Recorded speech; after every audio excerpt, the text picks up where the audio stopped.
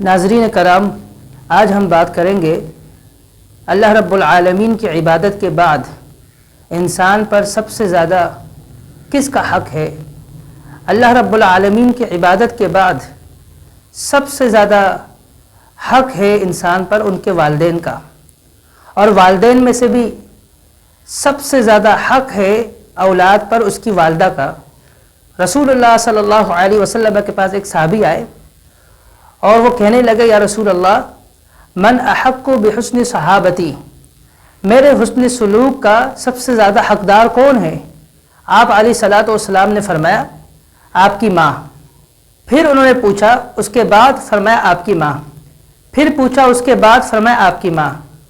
پھر پوچھا، فرمایا آپ کے والد۔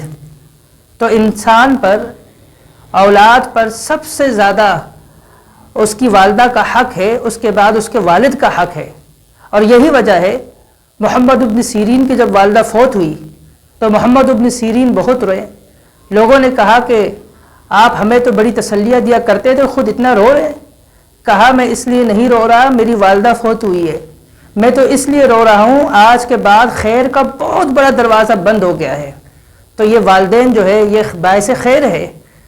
یہی والدین اور یہی والدہ بہت سارے اپنے بچوں اور بچیوں کو سنبھالتے ہیں۔ ایک ماں اپنی بچیوں کو، اپنے بچوں کو سنبھالتی ہے، لیکن یہی ماں جب بوڑھی ہو جاتی ہے تو یہ ایک ہی ماں کہیں بچوں کے اوپر بوجھ بن جاتی ہے۔